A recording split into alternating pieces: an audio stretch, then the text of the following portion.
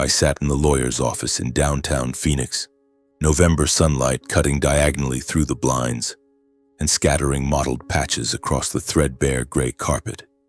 The air carried the faint smell of old paper mingled with the stale breath of cold coffee in a paper cup abandoned on the table. I wore the only shirt I still owned that wasn't wrinkled, sleeves rolled up because of the heat. Sweat still crept warm down my spine even though the air conditioning was fighting for its life. My name is Aaron Mitchell, 29 years old, cashier at the Walmart on the edge of town. Never in my life had I imagined I would one day sit here, in a lawyer's office, waiting for my grandfather's will to be read. Grandpa Raylan Mitchell died exactly 1 week ago. Stroke. I was the last person whose hand he held in the emergency room. His fingers were ice cold but still squeezed mine gently as if trying to say something. I didn't cry then.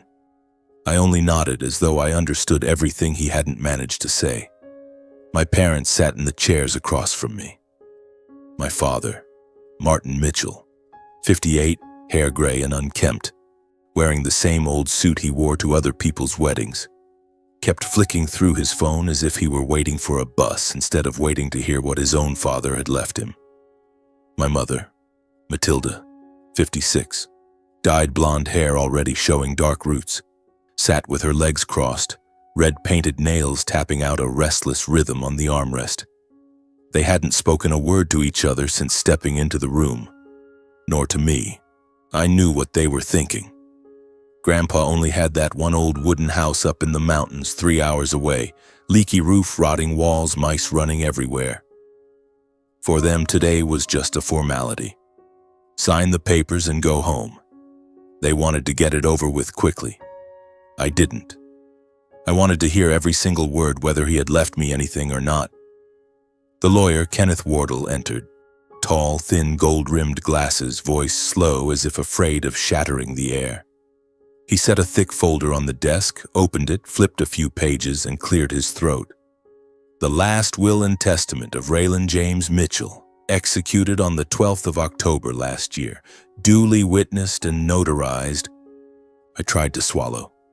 My heart pounded the way it did when I stood in line waiting for my paycheck.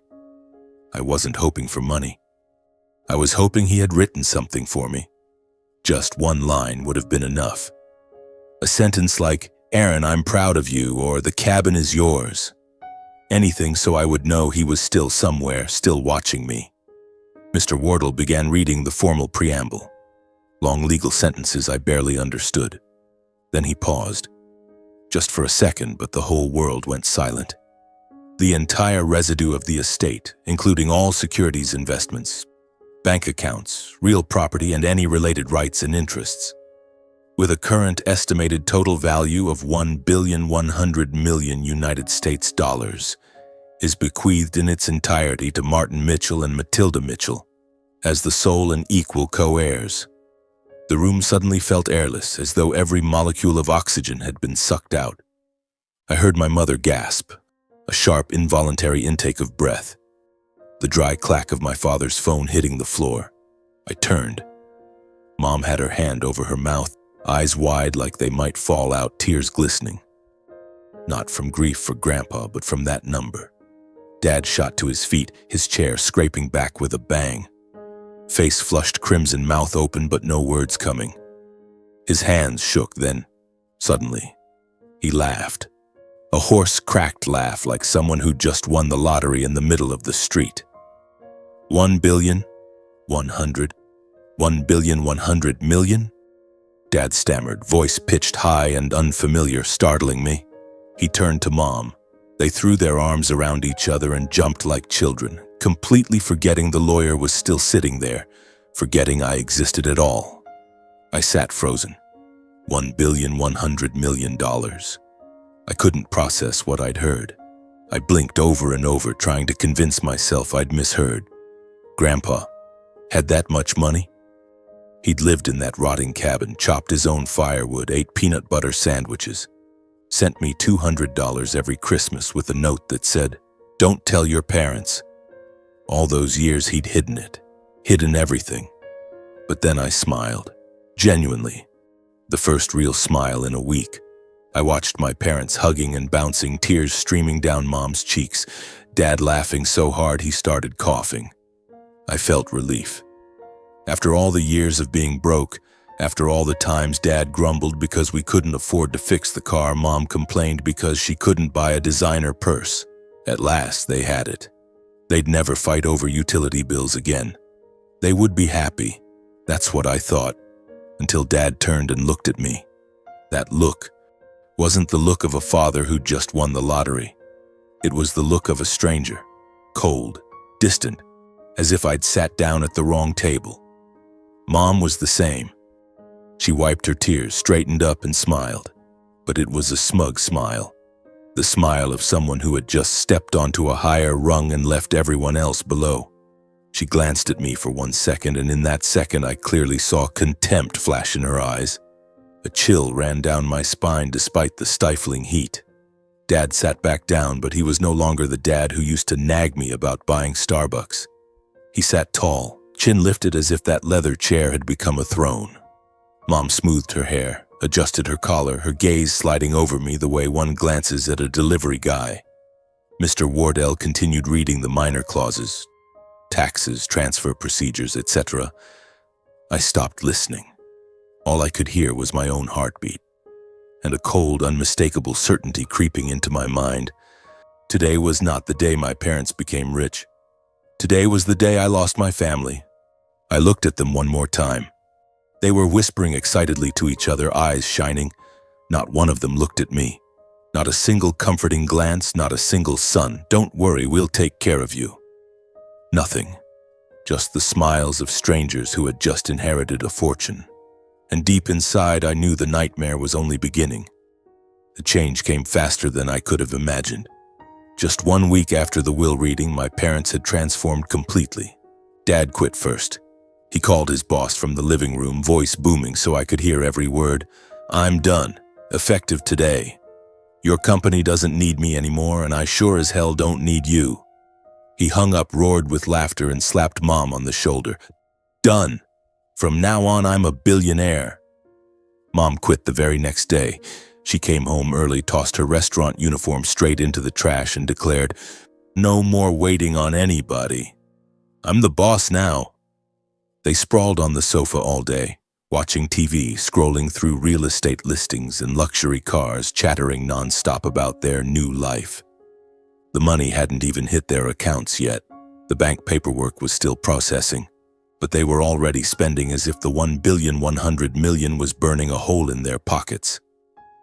They maxed out credit cards, took out bridge loans citing imminent inheritance, sold the old car for peanuts, and rolled up in a gleaming Mercedes that Dad honked triumphantly through the neighborhood so everyone would see.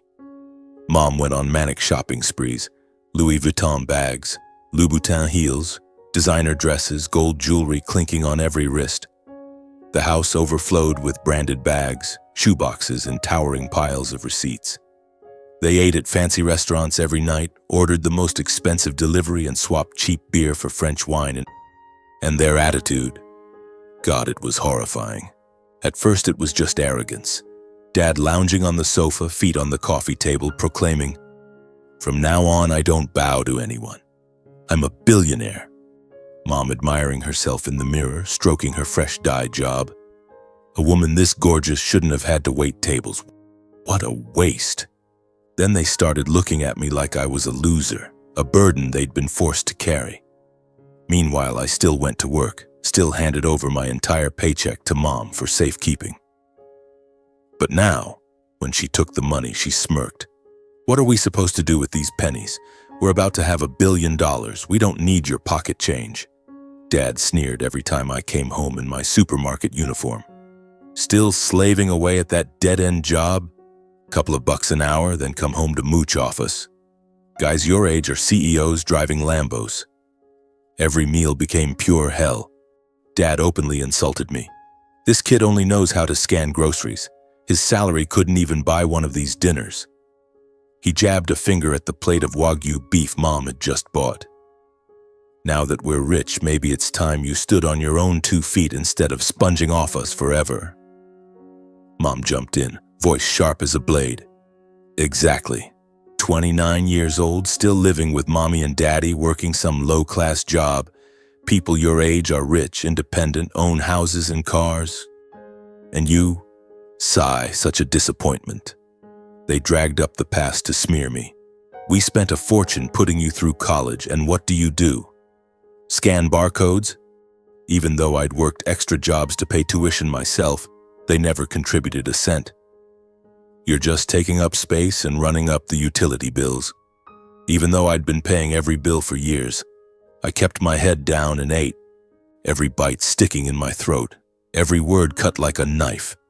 I had carried this family when Dad was sick, stayed up nights caring for him, handed over every paycheck. Now it was all erased, as if it had never happened. They sneered at me like I was an obstacle to their billionaire lifestyle. The contempt grew daily. Dad started taking phone calls on speaker, deliberately loud enough for me to hear. Yeah, the new house has to have at least 5 bedrooms. Oh, my useless son. Forget him. I'm not giving him a single dime. Mom went into my room without asking and threw out my stuff to make space for new things. I could feel it plainly. They were pushing me out of their lives, shaving me away slice by slice. I started dreading coming home. I stayed late at work, claiming overtime when really I just sat in the park staring at the yellow streetlights and wondering what I had done to deserve this. Then the day came, the day I will never forget. It was a Friday. I got off at 6. Phoenix autumn air was cool, but I was shivering. I drove my rattling old car home, still clinging to a stupid shred of hope that today they'd be different. Maybe they'd invite me to celebrate. Maybe they'd say, "Thank you, son, for everything you've done for us." I even bought a cheap bottle of wine, thinking we could open it together. But as I turned onto our street, I saw it immediately. My belongings, suitcases, cardboard boxes, clothes, books, my old laptop, even the photo of me and Grandpa, dumped in a heap on the front lawn like garbage. My freshly washed shirts lay in the dirt. The book Grandpa gave me had its cover torn. I slammed on the brakes, heart hammering, and ran over. My parents stood in the doorway, arms crossed, leaning against the frame like cold statues. Dad in a crisp new shirt, Mom dripping with the gold necklace she'd probably bought yesterday. They looked at me with zero guilt, zero pity, just cruel indifference, as if I were a trespasser. What is this?" I stammered, voice shaking with shock. Mom shrugged. "Your stuff. Take it." Dad tightened his crossed arms, voice ice cold. "From now on, you take care of yourself. We're rich. We're done feeding a parasite." I froze. My legs gave out. I had to lean against the wall to stay upright. "Dad, what are you saying? I'm your son." Dad gave a scornful laugh I'd never heard from him before, frigid and vicious. "Son, you're just a freeloader. 29, still living at home, working a nothing job for peanuts. We're about to live like royalty. There's no room for you." Mom cut in, voice like a razor. "Exactly. Go wherever. You're just crowding the place. We're selling this house and buying a mansion." I dropped to my knees, gathering things with trembling hands. The shirt Grandpa gave me for graduation was caked in mud. The book he left me had its cover ripped. I wanted to scream, to ask if they remembered the nights I nursed Dad through illness, the years I carried the family's debt. But my throat closed. Only tears fell. Dad delivered the final nail. "Don't come crawling back. You're not our son anymore. Get lost." I don't remember how I loaded everything into the car. When I stood up, night had fallen, wind slicing through me. I drove aimlessly around the city until midnight, when I finally found a rundown motel on the outskirts of Phoenix. 20-square-meter room, peeling walls, creaking bed, shared bathroom down the hall. I collapsed onto the mattress, mind in knots. I stared at the cracked ceiling, listened to the couple fighting upstairs, the roar of semis on the highway, and thought, is this my new home? Me, Aaron Mitchell, 29 years old, thrown out by my own parents like a mangy dog, just because they got rich, and I knew this wasn't the end of the nightmare. Those days afterward, I threw myself into work like a madman. I picked up night shifts, weekend shifts, any shift that was open. The manager asked, "You okay, Aaron? You look like a zombie." I forced a smile. "I'm fine, boss. I just need the money." The truth was I needed to forget. Forget the sight of my belongings scattered on the lawn like trash. Forget Dad's ice-cold eyes when he called me a parasite. Forget Mom's contemptuous smile when she said I was useless. The moment my mind went empty, vacant for even a second, those images flooded back and cut into my heart like knives. So I worked. Worked until I collapsed, until I got back to the motel and passed out the instant my head hit the pillow, too exhausted to think. I lived on sandwiches and tap water. I didn't dare spend an extra dime. My phone stayed on silent. I didn't want to hear from my parents, though I knew they'd never call. They were busy living their royal life, busy shopping, busy bragging to the neighbors that they were finally rich. I only texted a couple of old friends, lying that I was moving and swamped with work. I didn't want anyone to know I'd been thrown out like a dog. The shame was crushing. Some nights I curled up in a ball, asking myself what terrible thing I'd done to deserve this. Those months passed in a meaningless blur. Then my 30th birthday arrived. I remembered how Grandpa, when he was still alive, would always call and sing happy birthday. Off-key, but with so much warmth that his raspy voice through the phone made me smile all day. Last year, he'd even mailed me a little cake with a handwritten note. "My grandson is all grown up, but you're still the little crybaby from back then. I'm so proud of you." Sitting in that motel room, I smiled at the memory, and then my eyes burned and my throat closed up. I got off early that day, asked the manager if I could leave at 3. On the way home, I stopped at a little bakery and bought the smallest, cheapest cake they had, with one crooked candle stuck in the bland white frosting. Back in the room, I locked the door, drew the curtains, set the cake on the rotting wooden table under the flickering fluorescent light. No friends, no family, no well wishes. Just me and that tiny cake, the smell of cheap vanilla mixing with the damp mold in the air. I lit the candle. The little flame danced, throwing shadows on the peeling walls. I stared at it for a long time, then whispered, "Happy birthday, Aaron Mitchell, 30 years old." I took a deep breath and blew it out. The second the flame died, everything inside me shattered. Tears poured out uncontrollably. I slid to the cold floor and sobbed like a lost child.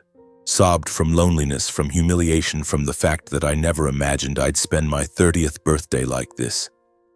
Alone in a stinking motel room, not a single soul beside me. No one remembered me. No one cared. Even my own flesh and blood parents had thrown me away like garbage the moment they got money. I cried until I had nothing left, then lay on the floor staring at the cracked ceiling while memories played like an old film in slow motion, every frame sharp enough to hurt. Before everything fell apart, I had a completely different life, one so peaceful and free that thinking about it now twists my guts with regret. After graduating with a degree in IT, I dreamed of starting a small company, but jobs were scarce, so I took the cashier position at the supermarket, the very job my parents now despise. Back then, I was proud of it. I rented a tiny 15-square-meter studio downtown. Clean, cozy, big windows that caught the morning sun. Every morning, I'd brew coffee, play soft jazz, and work at my little desk with my old laptop. Evenings, I'd cook simple spaghetti or chicken salad, watch something on Netflix, walk in the park on weekends, read, meet friends for a beer. My salary wasn't high, about $3,000 a month, but I lived frugally and covered everything myself. No debt, no pressure from anyone. Peaceful, truly free. I thought I'd live that way forever, alone but happy, carrying no one on my back, judged by no one. Then one afternoon, everything ended with a single phone call. I was at the supermarket scanning groceries when my phone buzzed like crazy. "Mom," I answered, and her voice came out distorted with panic. "Aaron, your dad had a heart attack. He's in the ER. Come quick, please." I dropped everything and ran to my car without telling my manager or colleagues. On the drive, I kept calling back, but she didn't pick up, only sobbing voicemails. My heart pounded, sweat poured off me, my mind racing to the worst possibilities. I ran red lights, honked like a maniac, praying I'd make it in time, praying Dad was still breathing. I sprinted into the ER. Mom was slumped on the hallway floor, hair wild, face smeared with tears and snot. The moment she saw me, she threw herself into my arms and wailed, "Your dad. He almost died." I held her, my chest crushed with pain. I spoke to the nurses, then the doctor pulled me aside. Thankfully, Dad had stabilized, a mild heart attack. He'd need to stay a few more days for monitoring, expensive medication, possibly a stent if it recurred. I didn't hesitate. I took unpaid leave, emptied my savings to cover the initial hospital bills, thousands gone in days. I worked mornings, then raced to the hospital every afternoon and evening, sitting by Dad's bed, wiping his face, spoon-feeding him thin porridge while the machines hissed around him. Mom sat in the corner, pale as a ghost, muttering, "We're finished. Where will we get the money for all this?" I never complained. I just wanted Dad to live. I stayed awake night after night, eyes ringed black like a raccoon, but I smiled when he opened his eyes and saw me. "I'm here, Dad. You're okay. I'll take care of everything. Just rest." 3 weeks later, he was discharged.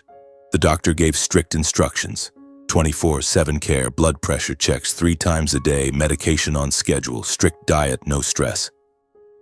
Mom went white as paper. She pulled me into the hallway, grabbed my hands with trembling fingers, and begged through sobs, "I can't do it, Aaron. I'm terrified. I have work and I'm not strong. Please move back home. Help me, I'm begging you." She shook with tears.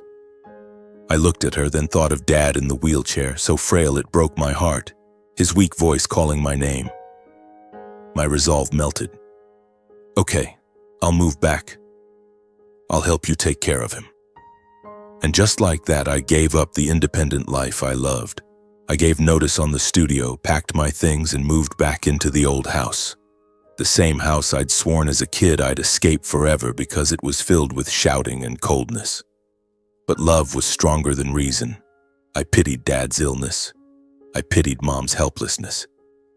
From that day on, I became the sole pillar holding everything up, dragging the whole family like an ox under the yoke. I worked all day, came home to cook Dad's bland soup, took his blood pressure, reminded him to take his pills, listened to him ramble about the past. At night, I slept on the sofa outside his room, jolting awake every time he coughed or turned over. Weekends, I took extra night shifts at another supermarket to afford the expensive supplements and vitamins the doctor prescribed.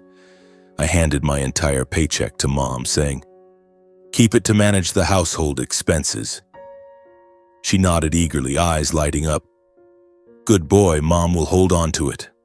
And from then on, I almost never saw a dime again. My life became suffocatingly controlled. Even the smallest things required permission. I needed new shoes because my old ones were falling apart. Mom shook her head.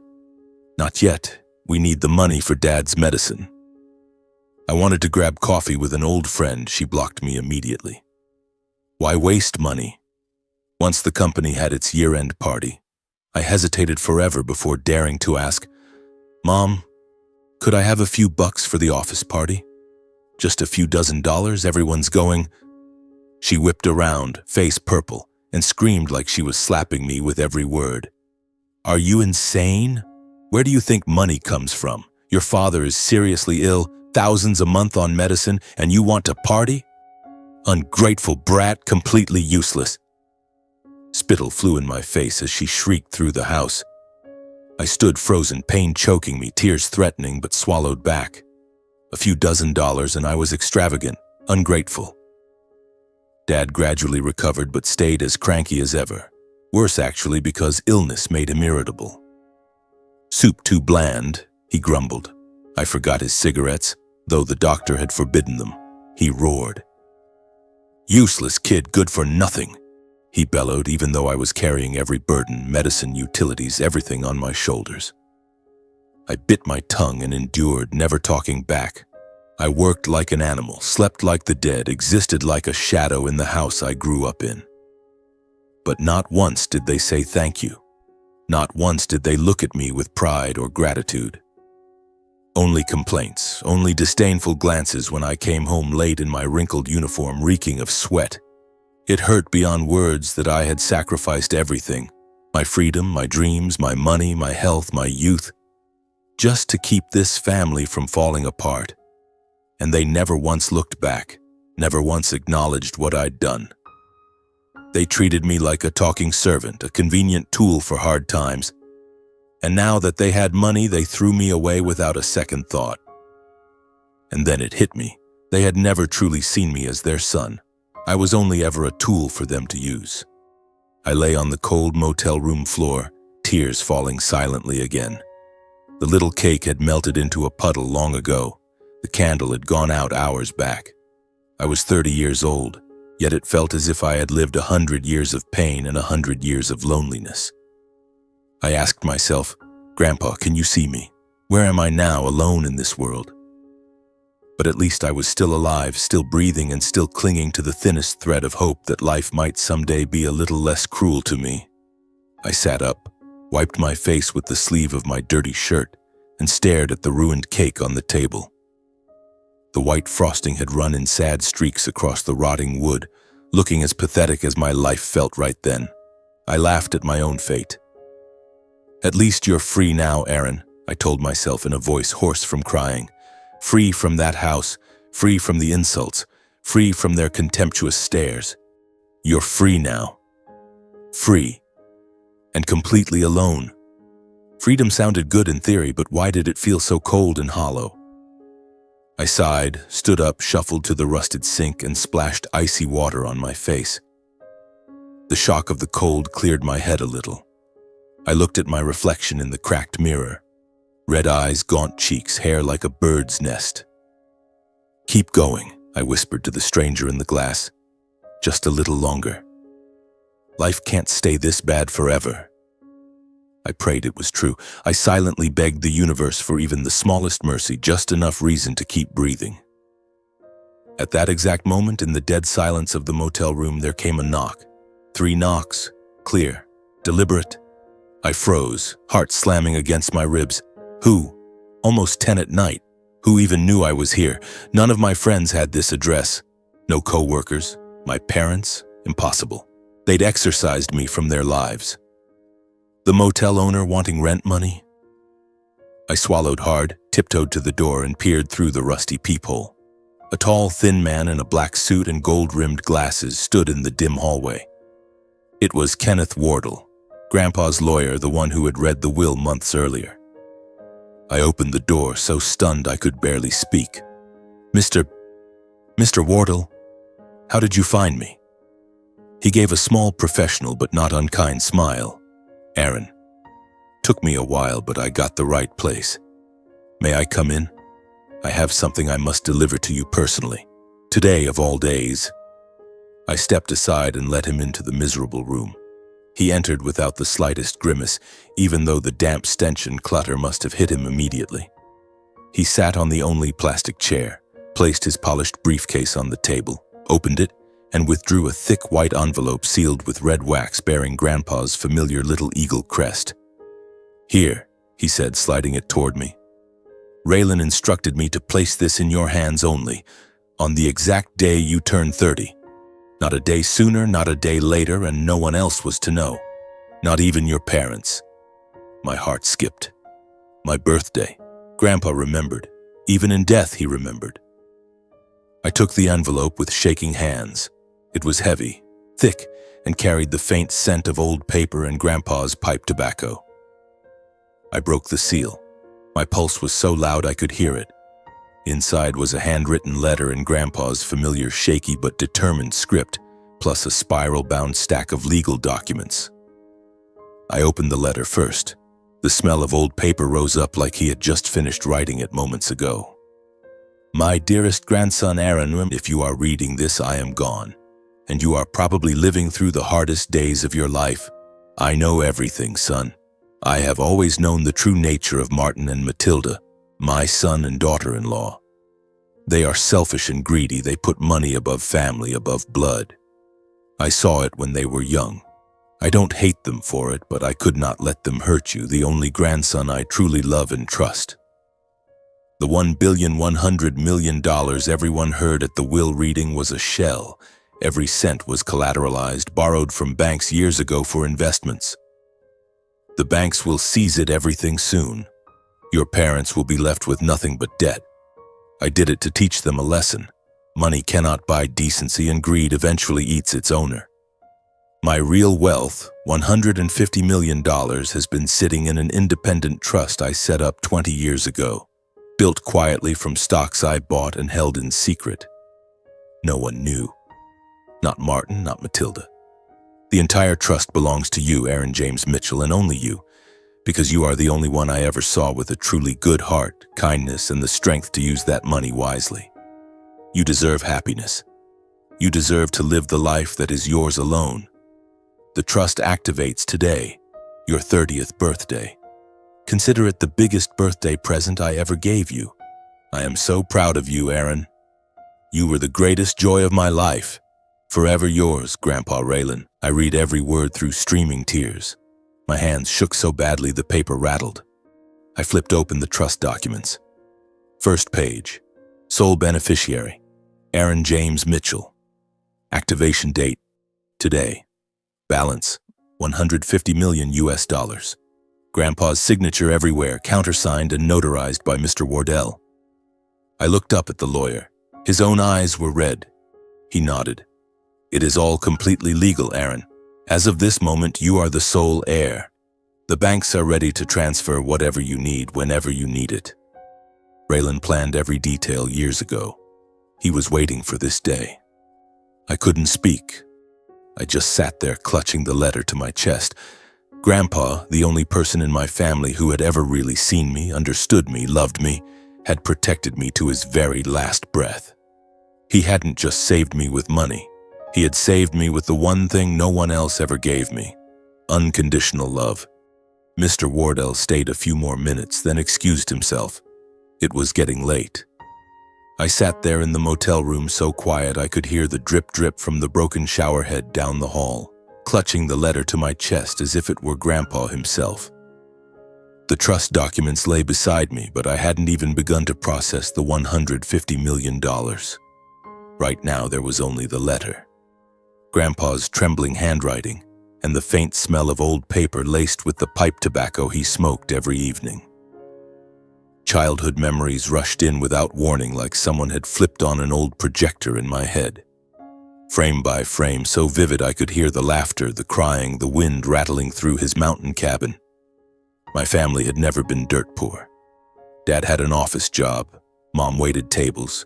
We had enough to eat and sometimes a little left over for toys.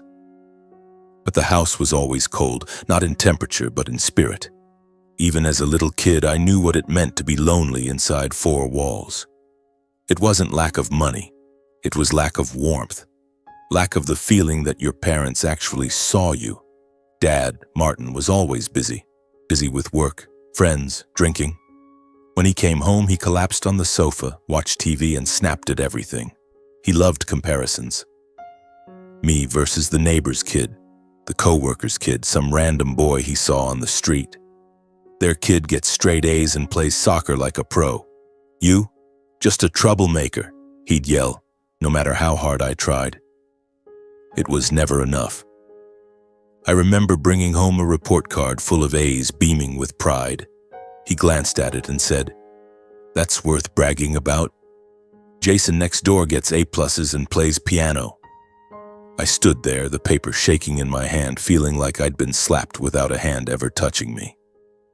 After that, I learned not to show off. I learned silence. Mom was different. She didn't yell much, but she was colder. Few words, fewer smiles, almost no hugs. I can't remember the last time she hugged me. Maybe when I was tiny. She came home exhausted from the restaurant, irritated by rude customers and small tips.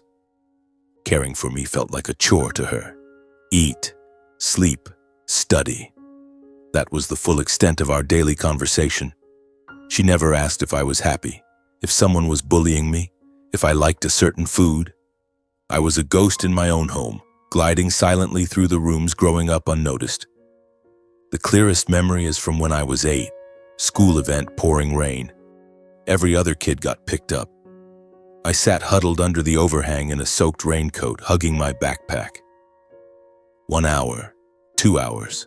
I was freezing and starving but refused to cry. Finally, my parents showed up, almost 3 hours late. I ran to them, expecting arms around me, an apology. Instead, Dad snapped, "Why didn't you walk home? You're big enough?" Mom sighed. "Next time, take the bus. I'm busy." I sat in the back seat, rolled the window down, let the rain slap my face so the tears would blend in. From then on, I learned to get home alone, handle everything alone, patch my own scrapes. In that bleak childhood portrait, there was only one bright spot: Grandpa Raylan. He was the only one who truly saw me. Every weekend, like clockwork, his battered old pickup would roll up, honk twice. I'd bolt out the door before my parents could say a word and leap in. He'd grin, voice gravelly, "Where's my boy? Hop in." For 2 days a week, I escaped that icy house. His mountain cabin, 3 hours from Phoenix, was my paradise. Leaky roof, he patched himself. Rotting walls, he repainted. Mice, he trapped. To me, it was warmer than any mansion. He cooked for me. Smoky grilled meat, mashed potatoes from his own garden, lopsided cookies that tasted better than anything store-bought. He told stories, army days, meeting Grandma, the week he lived on dry bread. He taught me to fix engines, build tables, grow tomatoes and celery. "A man's gotta stand on his own 2 feet, Aaron," he'd say, hands black with grease, eyes shining. He asked about everything. "Happy today? What do you want Grandpa to cook? Anyone picking on you? I'll handle it." He remembered I liked sugar-free vanilla ice cream, that I was afraid of the dark, so he left a nightlight, that my birthday was exactly on the day. Even when my parents forgot, he hugged me, big, tight, tobacco and pine-scented hugs. I'd fall asleep on his shoulder by the fireplace while he sang off-key, feeling safer than I ever did at home. The older I got, the clearer their indifference became. They never asked about school, never cared if I had a girlfriend, never celebrated my college acceptance. I handled it all. Cooking from age 13, laundry, bus to school, convenience store job from 16. They treated me like a boarder. The day I got into college, partial IT scholarship, I came home excited. Dad grunted, "Uh-huh," and kept watching TV. Mom said, "Good, pay for it yourself." No hug, no celebratory dinner. Only Grandpa drove down, wrapped me in a bear hug until I choked up. "My boy did it. I'm so proud. Chase your dreams, don't look back." All 4 years of college, I studied and worked, slept 3 hours a night, lived on sandwiches, but I was proud because I did it alone. My parents called every few months. "How's life? Got a paycheck yet? Good luck. We don't have much to spare, you understand?" They never sent a single dollar. Only Grandpa slipped me $200 every month with a handwritten note. "Don't tell your folks. So proud of you." Despite the grind, I drove up to see him once a month, 3 hours each way, bringing groceries, staying up late listening to his stories. He grew frailer, but still smiled. "You're everything to me, Aaron." Then the day he left, I was at the register when Mom called, voice breaking. Grandpa had a stroke in the ER. I dropped everything, sped to the hospital like a madman. I got there first. He lay there, machines beeping, hand ice cold but squeezing mine. He whispered, "Aaron, I'm proud of you. Live well." I held on, tears silent. He slipped away moments later, his hand still warm in mine. Now in this cramped motel room, clutching the letter he wrote before he died, every memory floods back and rips my heart in two. I cry, for a childhood without parental warmth, for years of lonely self-reliance, for the day he left before I could say I loved him more. But I also smile through the tears, because finally I understand. Grandpa was the only one who ever saw my worth. The only one who loved me unconditionally, no comparisons, no abandonment. He saved me, Not just today, but long, long ago. In the days that followed, I lived as if in a dream, the most beautiful and terrifying dream of my life. I left that wretched motel after just 1 week and moved into a small but clean apartment downtown Phoenix. Big windows that drank in the sunlight, a fully equipped kitchen, a mattress so soft that on the first night I lay there wondering if I was really in my own bed. Mr. Wardle handled every detail, activating the trust, transferring funds, advising on investments so the money would grow without taxes taking too big a bite. $150 million. The number still made my head spin every time I checked my bank account. I didn't go on a spending spree. I only bought essentials, new clothes, a reliable used car, and I started learning to code again. The dream I'd buried years ago. I signed up for online courses, bought a high-end laptop, and coded for hours without worrying about rent or food. For the first time in my life, I could breathe. One Saturday afternoon, I was sitting in my old familiar coffee shop, this time ordering a hot latte instead of the cheapest black coffee, when my phone buzzed. Mom's number. I stared at the screen for a long time, heart pounding. How long had it been since they last called or texted? And they had said I was no longer their son. I almost hung up, but something soft inside me pressed answer. Aaron. Son. Save me.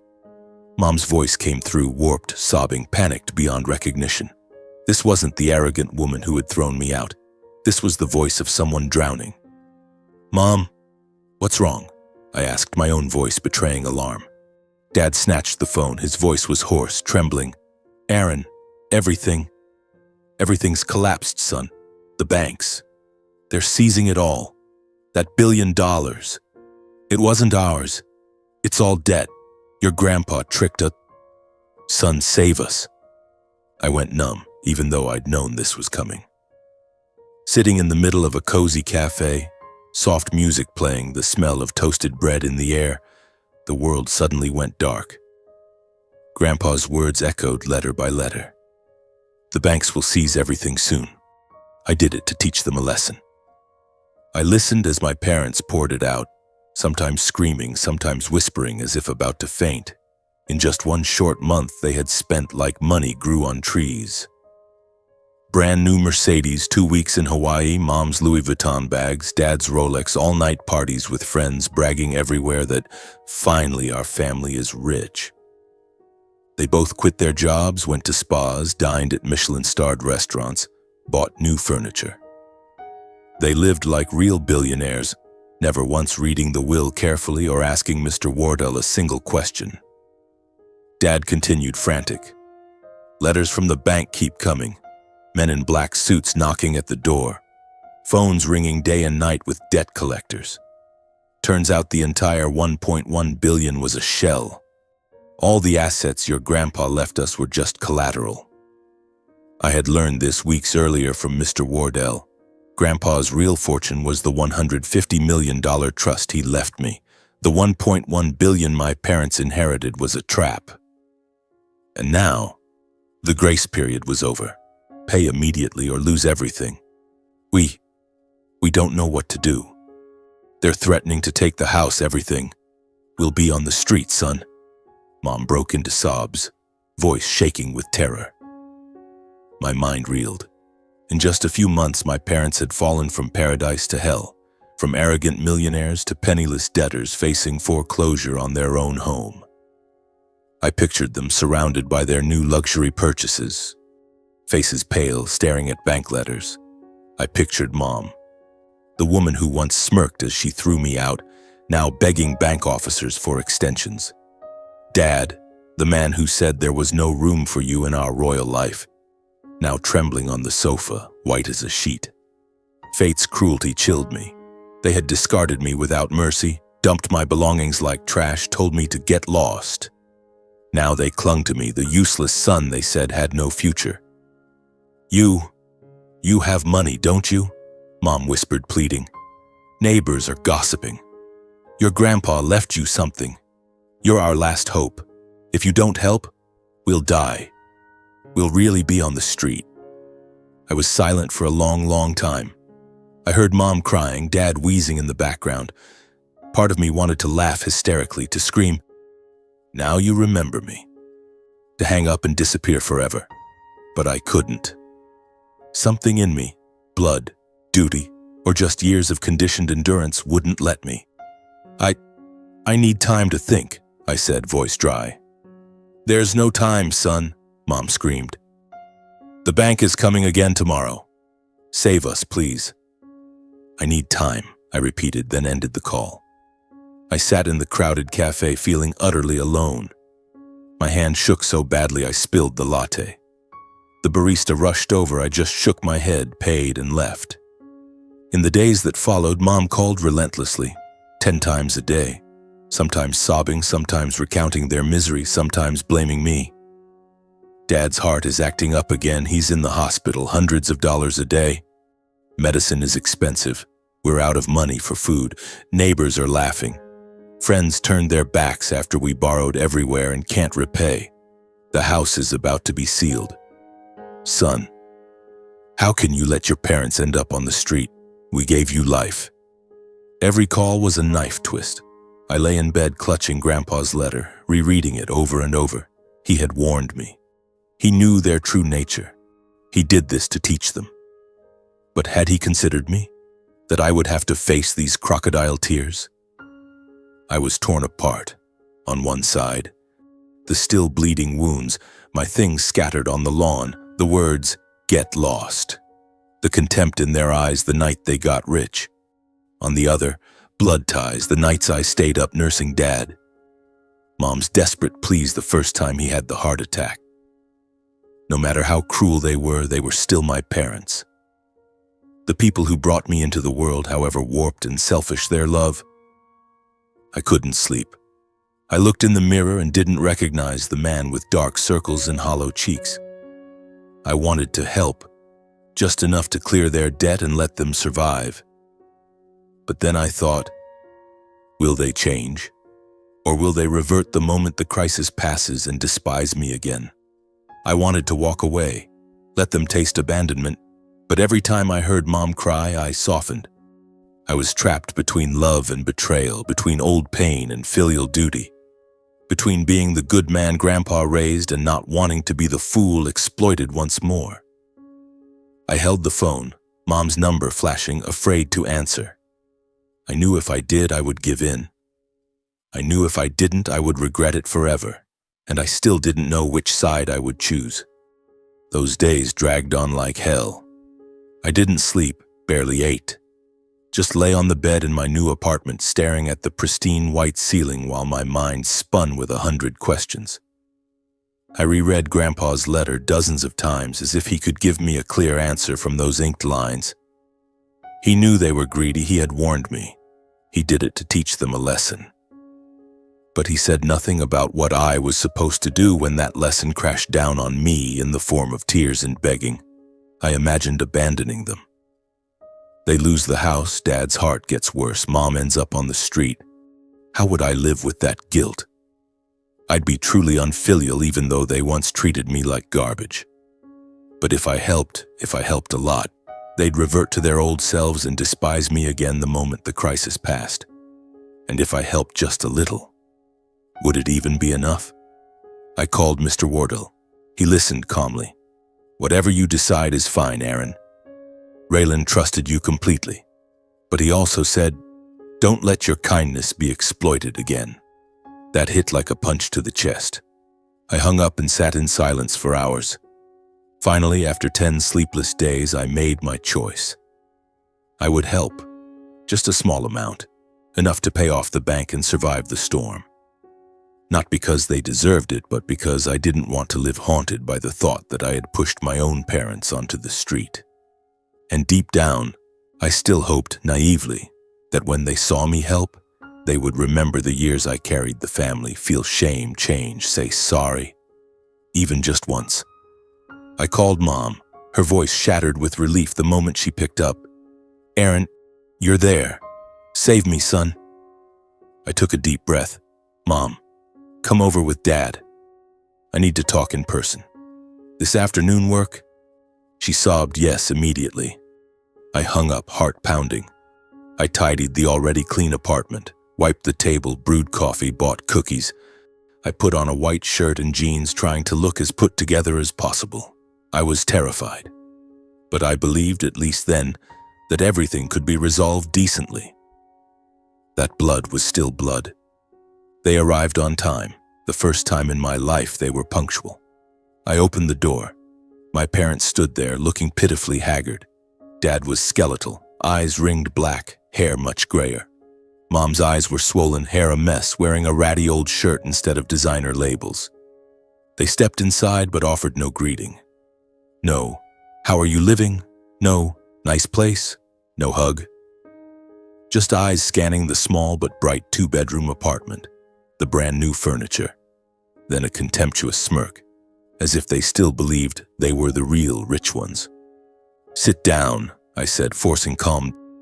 Dad dropped onto the sofa, Mom beside him. They stared at me, eyes red but gleaming with expectation. I poured water, set out the cookies. Silence. Then I began. "Grandpa left me a trust, $150 million. That was his real wealth, built quietly over decades. The billion you got, it was a shell, all collateralized." Grandpa explained everything in a letter. I spoke slowly, showed them a photocopy of the letter. At first they were stunned, faces drained of color, eyes wide in disbelief. Mom stammered, $150 million? Grandpa left it all to you?" Dad grabbed the letter, hands shaking, rereading as if the words might change.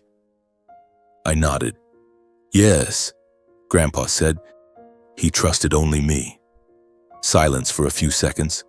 I thought they would cry. From shame. From realizing Grandpa had seen through them long ago. I waited for an apology, a thank you, a hug. But no. The shock vanished in seconds. Dad's face flushed crimson, eyes blazing with greed. Mom sat bolt upright, gaze sharp as a knife. Dad shot to his feet, took a step toward me, voice low and menacing. "Good. Now you split it with us." Immediately. "At least half. No, 2/3. That's Grandpa's money. We're his children. You're just the grandson." I choked, heart plummeting. "Dad, what are you saying?" Mom cut in shrill. "Exactly. That money should have been ours. Grandpa was biased. Insane. To leave it all to you. You have no right to keep it. Who raised you? Who paid for your food, your school? Now you're rich and turn your back. Split it now." I froze, looking at them, my own flesh and blood. I saw strangers, faces twisted with greed. The shift was horrifying. In seconds, they went from desperate beggars to brazen extortionists. It felt like a slap. I fought to stay calm. "I will help you with a small amount, enough to pay the bank and get by, about $2 million. I think that's enough to start over." Dad slammed his fist on the table. Bam! Face purple, veins bulging. $2 million? Are you insane?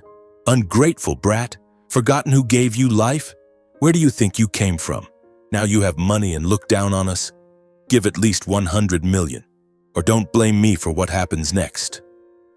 Mom screamed. "Yes, you're the greedy one, unfilial monster. We are the rightful heirs. Grandpa was wrong to leave it to you. If you don't split, I'll sue you. I'll hire the best lawyer and drag you to court. Let the world see what an ungrateful son you are." I stood frozen, my heart shattered. They had not only abandoned me, they were now ready to drag their own son to court, all for money.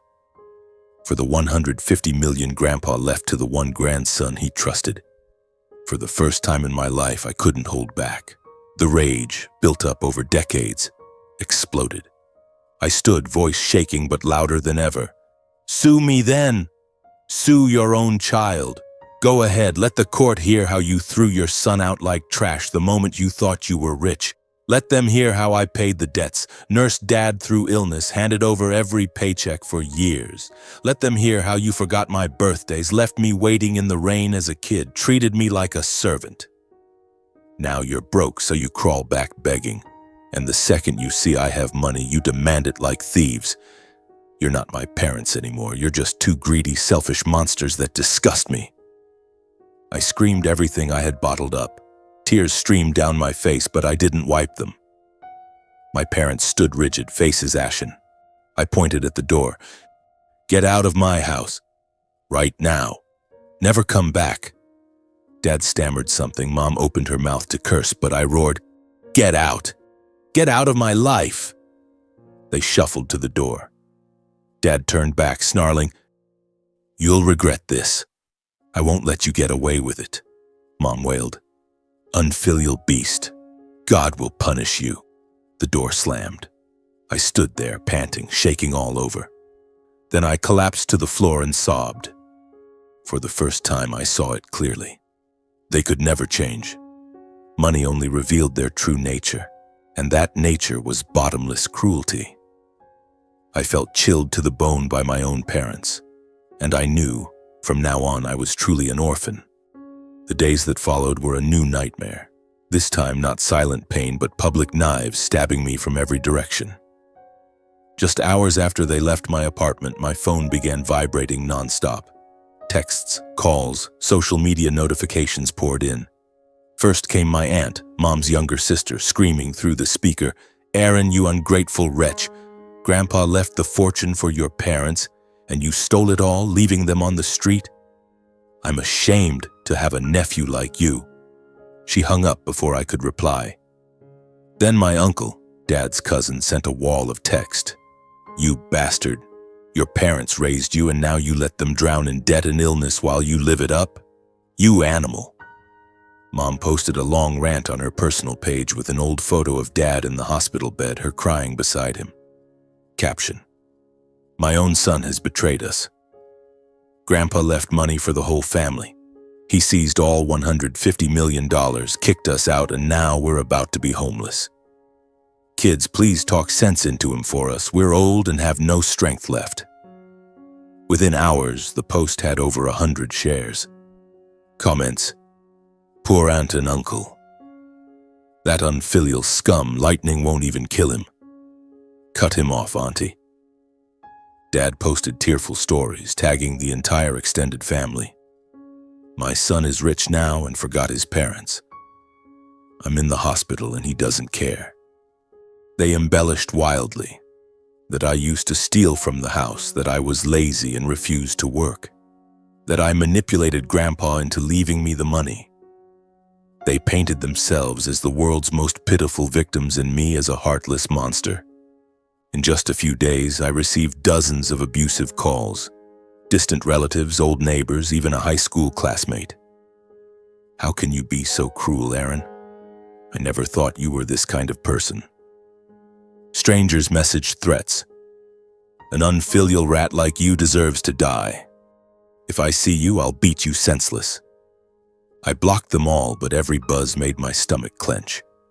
I couldn't sleep, couldn't eat, just curled up in my apartment, staring out the window, wondering what I had done to deserve the whole world turning against me. But I stayed silent. No explanations, no rebuttals. I remembered Grandpa's words. "A righteous man doesn't need to explain much, Aaron. The truth will speak for itself." I believed it. Arguing now would only add fuel. It would make me look defensive.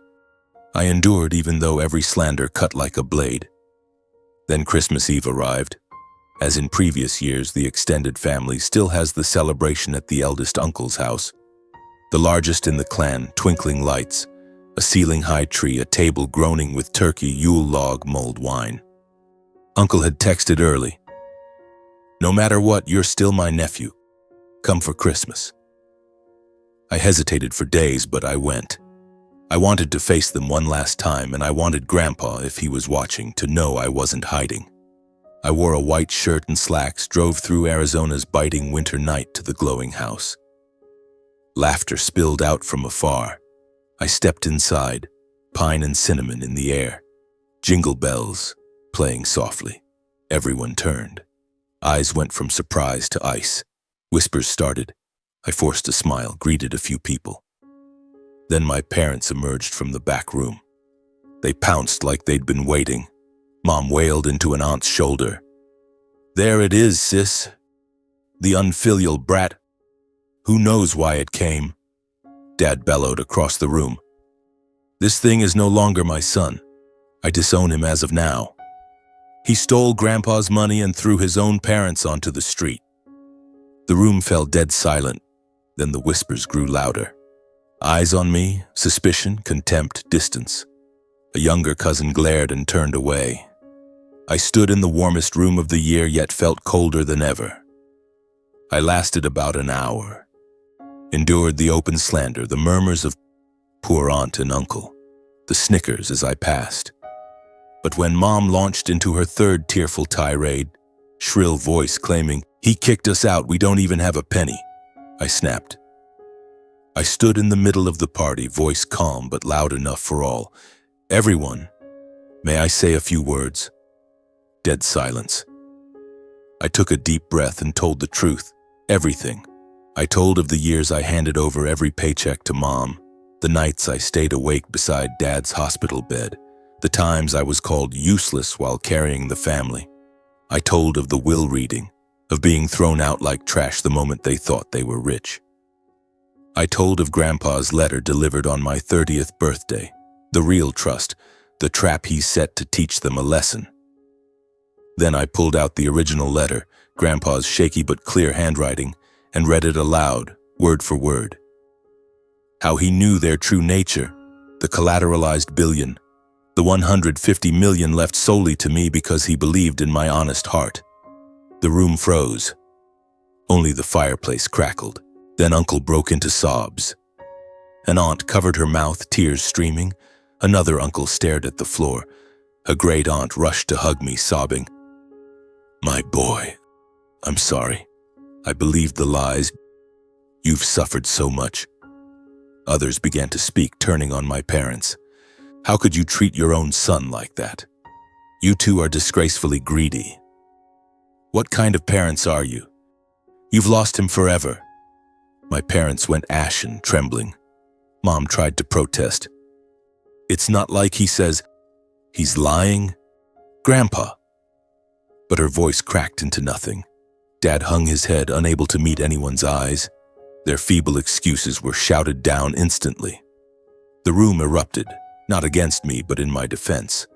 They called my parents greedy, cruel, unworthy of the title parents. In the middle of it all, I spoke one last time. "I'm not telling this for revenge. I just want the truth known. And to honor Grandpa's kindness, I will use part of the inheritance to create the Raylan Mitchell Scholarship Fund for the hard-working but struggling children in our family. Not to show off, but because he taught me that true legacy is goodness." The entire room rose and applauded. Applause thundered, tears on many faces. They looked at me with real respect, with the love I had craved for decades. Uncle hugged me tight. "You are the pride of this family." My parents stood silently in the corner, two shadows, completely isolated in their own clan. For the first time in my life, I felt I truly had a family, and I knew Grandpa was smiling somewhere. After that Christmas night, my phone never stopped buzzing. No more curses, just apologies. Uncle called first, voice choking. "Aaron, I'm sorry, son. I believed the lies. I was stupid. Come visit any time, you're like my own child." Then aunts, uncles, cousins, one by one. They cried over the phone, saying the whole family had lain awake in shame and sorrow for me. Some even sent makeup money. I refused it all, saying only, "I just need you to understand." They didn't stop at calls. They came to visit. My modest two-bedroom apartment had never been so lively. Aunts, uncles, cousins brought cakes, wine, belated Christmas gifts. They sat for hours listening to my story, hugging me, weeping, blaming themselves for never noticing my suffering. The eldest great aunt held my hand. "You're the best grandson Raylan ever had. From now on, this family is your home." I smiled through happy tears. Word spread to the old neighborhood. Neighbors who once whispered unfilial brat now bowed politely when they saw me at the supermarket asking after my health. The old fruit seller on the corner pulled me aside. "Son, I heard everything. I'm sorry I spoke nonsense back then. You're a good boy, your grandpa must be so proud." I just smiled and bought an extra bouquet to take home. The vicious gossip vanished completely, replaced by respect, the kind reserved for someone who had won a long, hard battle. I began rebuilding my life step by step. I pursued the dream I'd buried for years, starting a tech company. I named it Raylan Tech, after Grandpa. Just a small startup at first, 5 employees, a rented office in Phoenix's tech district. We built management software for small businesses, the very thing I'd dreamed of in college before family debt swallowed my plans. I traveled alone for the first time, flew to the Grand Canyon, sat on the rim at sunset, the sky blazing red, and whispered, "Grandpa, I did it." I started going to the gym, eating clean, sleeping full nights. I smiled more, chatted easily with strangers. For the first time, I lived without looking over my shoulder, without asking permission, without fear of being scolded for wastefulness. Then one crisp late autumn afternoon, golden leaves swirling in the courtyard, the doorbell rang. I opened it, and there stood Mom. She was almost unrecognizable. Hair snow-white, face gaunt, wrapped in a threadbare coat, eyes swollen. She looked at me and burst into tears. "Aaron, son, I'm sorry. Your dad is gravely ill, bedridden. The doctor says he needs heart valve surgery. I don't know where to turn. Save us one last time, please." I froze. My heart twisted. She was still my mother. I invited her in, poured water, sat and listened. Dad had severe heart failure. The surgery cost hundreds of thousands. They'd sold everything, borrowed everywhere, and now the house was truly about to be seized. She sobbed, fell to her knees, clutching my legs. "I know I was wrong. I'm sorry. Save your father." I looked into her eyes and saw it, the same calculating glint. Desperation for money, not genuine remorse. She didn't ask how I was living, didn't apologize for the Christmas slanders, didn't mention throwing me out, just money. Again, I gently helped her up, voice soft but firm. "Mom, I gave you chances. Many times.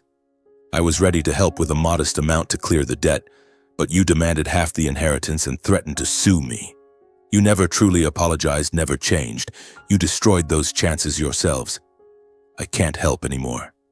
I have to protect the life I've built." She wailed louder, called me unfilial, slammed the table. But I simply opened the door. "Go home, Mom.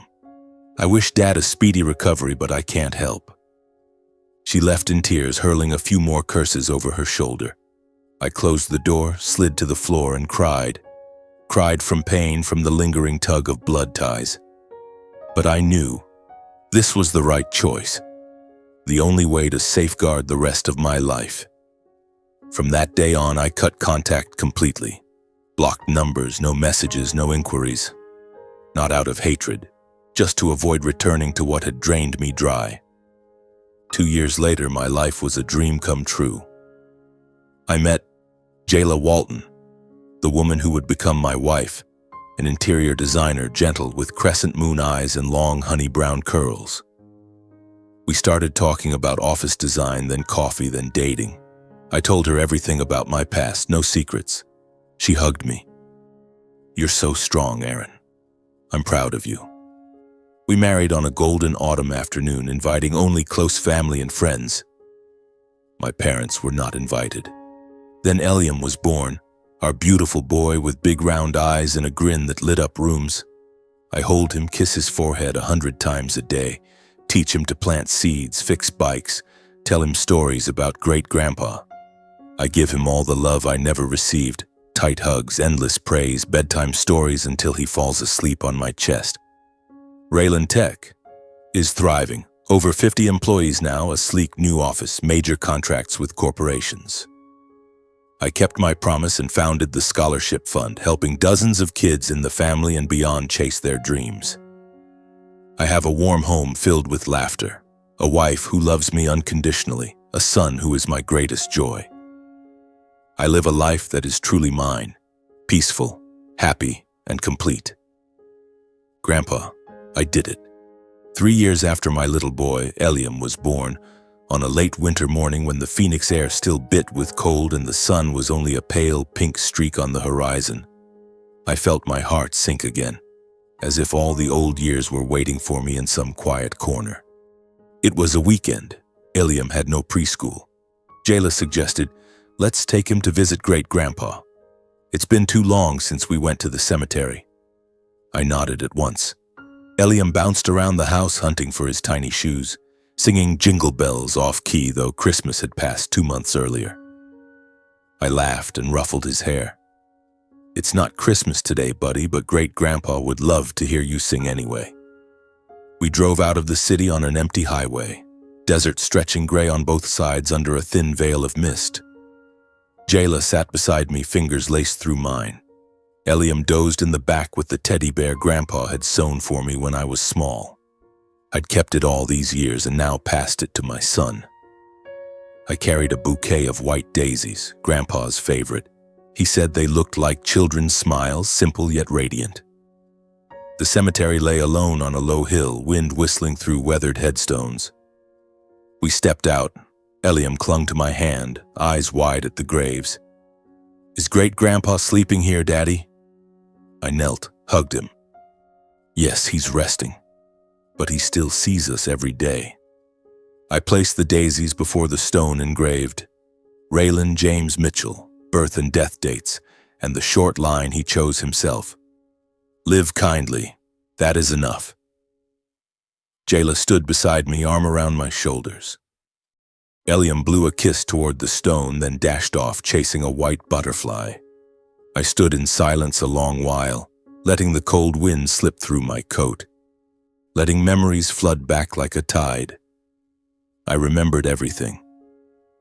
The lonely childhood nights in that frigid house, the constant comparisons that shrank me inside, the day I was 8, standing soaked in the rain with no one coming. The years carrying debt, sleepless nights at Dad's sickbed, handing over every paycheck to Mom without a word of thanks. The meals laced with sarcasm, my belongings strewn on the lawn like trash. My 29th birthday, blowing out a candle alone in a stinking motel room. The abusive calls, the slanderous posts, the contemptuous stares that Christmas night, every knife my own parents drove into my heart. There were moments I thought I'd stay broken forever. Nights on the floor of my new apartment, clutching Grandpa's letter, crying until no tears remained, wondering why I had to endure so much. Seconds when I almost softened, almost turned back, almost let foolish kindness drag me into the abyss again. But I rose, not because I was born strong, because Grandpa saw worth in me when the world turned away. He had quietly prepared everything, not just money, but faith, so I could have today. I looked at Jayla. She was smiling at Eliam, helping him place a small stone on the grave in the old custom. Watching my wife and son, I understood what Grandpa taught me with his whole life. It was the kindness and perseverance he passed down that let me build this new life. Not the $150 million, not the nice house or successful company, but the ability to still believe in goodness after betrayal upon betrayal, the strength to forgive not for them but for myself, the courage to let go of those who only brought pain even if they shared my blood. I grasped a truth I once only dimly sensed. Blood does not always make family. True family is where you are loved without condition, respected, heard. Where you can be yourself without fear of judgment or abandonment. My parents never gave me that. Grandpa did. Jayla and Eliam do. The clan after that Christmas night does. That is my family. I promised myself, watching Eliam giggle as the butterfly landed on his hand. I will never repeat my parents' mistakes. I will never compare my son to anyone. Never be too busy for his hug. Never put money or pride above love. I will listen to him, praise him when he earns it, stand by him when he fails. I will teach him that a man is not measured by how much he earns, but by how he loves and protects those he cherishes. And I understand forgiveness better now. Forgiveness is not reopening the door to those who hurt you, not inviting more knives. Sometimes forgiveness is simply releasing the grudge so your own heart stops bleeding. I have let go. I no longer hate my parents. Only a faint pity remains for people imprisoned by their own greed. I wish them peace somehow, but from very far away. My story, from a lonely child to a man who has everything, shows one clear truth. Money never makes people better. It only reveals who they truly are. For my parents, money turned ordinary people into monsters. For me, money came after pain, and I chose to use it for good, not revenge, but to carry forward Grandpa's legacy. And most importantly, kindness does not make us weak. It is the greatest strength. Kindness lifted me each time I fell, kept my heart from hardening amid betrayal, led me to Jayla, to Eliam, to this life.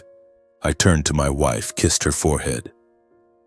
Eliam ran back, hugging my legs. "Daddy, let's go home and make cookies. I'm hungry." I laughed, hoisted him onto my shoulders. "Yep, let's make the cookies Great-Grandpa taught me long ago." We left the cemetery as the sun climbed high, chasing away the last winter chill. I walked lighter than ever, as if the final stone had been lifted from my heart. Only one message remained inside me, the one Grandpa etched with his life and death. Live kindly, live diligently, live with compassion. Because in the end, that is the greatest legacy one generation can leave the next. Not money, not houses, not fame. Just a heart that knows how to love. That is enough to change an entire life. Grandpa, I did it, and I will keep going, forever.